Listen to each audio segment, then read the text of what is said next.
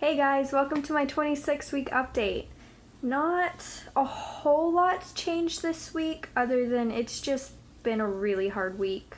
My pregnancy insomnia has definitely kicked in and it takes a lot to fall asleep and I'm not really sleeping a whole lot. I think on average most nights I'm between 9 p.m. one night until, we'll say 7 a.m. the next day, I'm getting maybe 3 hours of sleep.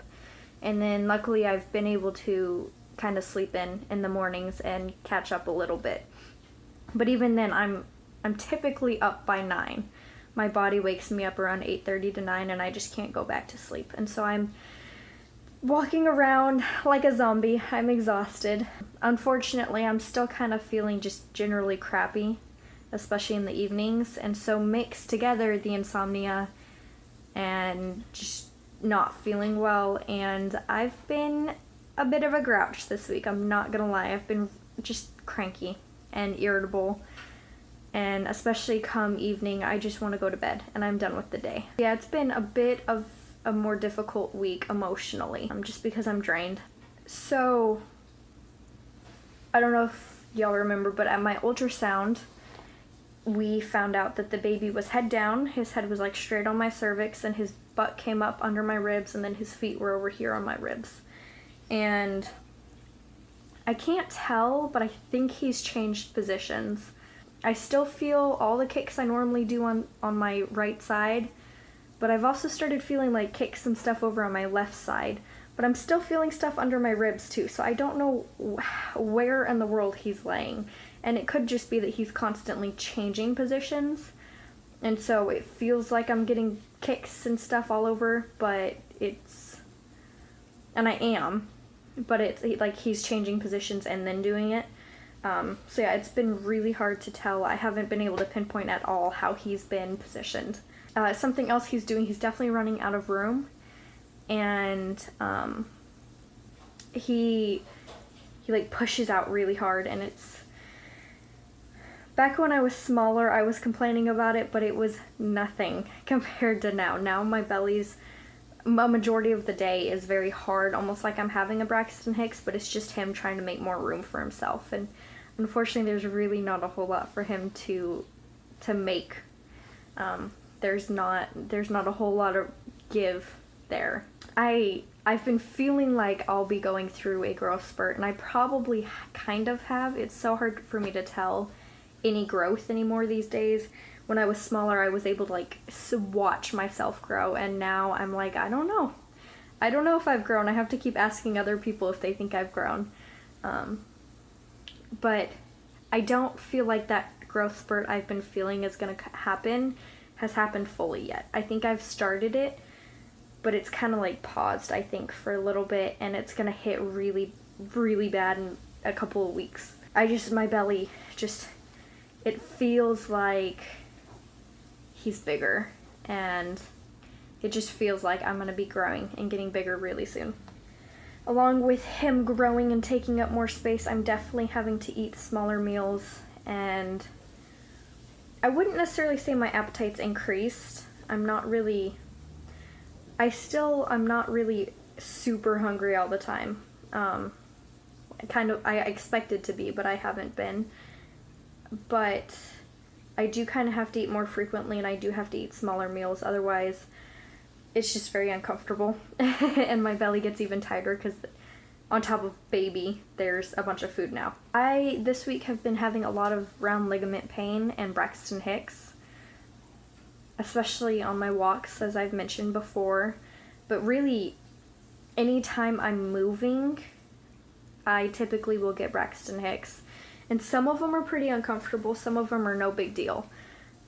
But the round ligament pain is, I feel like, what makes the Braxton Hicks uncomfortable, because the Braxton Hicks will tighten my belly, and my round ligaments are so strained right now and stretched out that it starts to get painful, and I'll get like sharp pains, and it'll feel like I have a stitch in my side, but like in my uterus, and then I keep doing like quick movements to like turn or something, and it pulls my round ligaments, and it just doesn't feel good. It's not a pleasant sensation at all.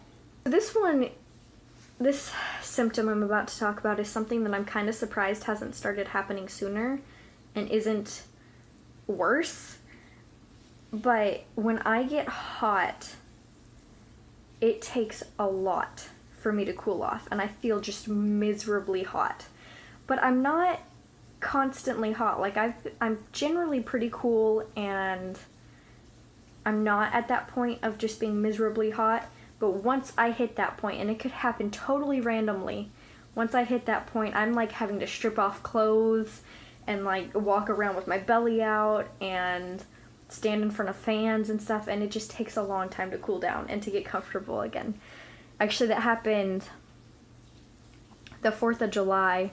We have friends that set off fireworks, and it's like a big neighborhood party, and it got really hot outside, and so I was just sitting there in front of the entire neighborhood with my belly out, with my shirt pulled up and my belly hanging out, and it was just too hot to wear the full clothing, honestly.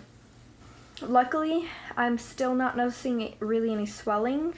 I also don't have any stretch marks on my belly yet, which is surprising, but cool. I'm okay with it. I'm expecting them to come any day now, but they're not here yet. Although the ones on my boobs definitely have gotten worse. They're not horrible, and I have no problem with them. It doesn't bother me at all, but I can tell that I've got some stretch marks on my boobs, and I'll have them forever, I'm sure. And somehow, by some miracle, my belly button is still an innie. I still feel like it's got some time before it'll pop too. Some nights it'll definitely be more strained, and by the nighttime compared to morning, it's definitely sticking out more. Yeah, it's somehow still an innie. I'm sorry too about like constantly messing with my belly. He keeps moving, and he's up here in my ribs right now kicking, and it's just very uncomfortable because he kicks my ribs and like pushes my ribs out. And so if you see me doing this, it's me trying to push him out of my ribs. Yeah, he's just going crazy right now. He typically does get very active at night. Also, we only got one ultrasound picture from our ultrasound, and it wasn't a very good one, unfortunately.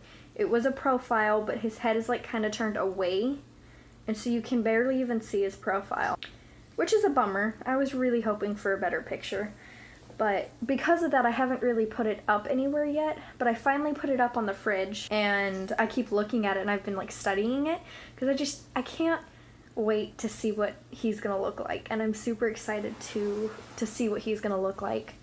And so I keep looking at the ultrasound picture and trying to figure out what he's gonna look like, and the more I look at it, the more I'm pretty sure he's going to look exactly like Michael. So I don't know if y'all noticed in the videos from Arizona, but Michael's got a very small chin, and he's got a very prominent brow, and it looks like the baby has those same features. But I do have to say, it looks like he might have the nose that runs on my mom's side of the family. So poor kid. Poor kid. But he'll be super cute. And we do know for sure he's got Michael's ears. Michael's ears stick out really far from his head. And actually, that's something I really wanted him to have. I really wanted this baby to have that feature because I just think it's super cute. So we'll have to see. We're getting there. We're getting pretty darn close to the countdown. I know I still have a few months, but it feels really close. So it'll be fun to experience my last trimester. I'm almost in my 3rd trimester. But yeah, that's what's going on. So I will see y'all next week for my 27-week update. Can't believe I'm gonna be 27 weeks. Blows my mind. I say that every single week, but it's really, truly crazy. Anyway, see y'all later.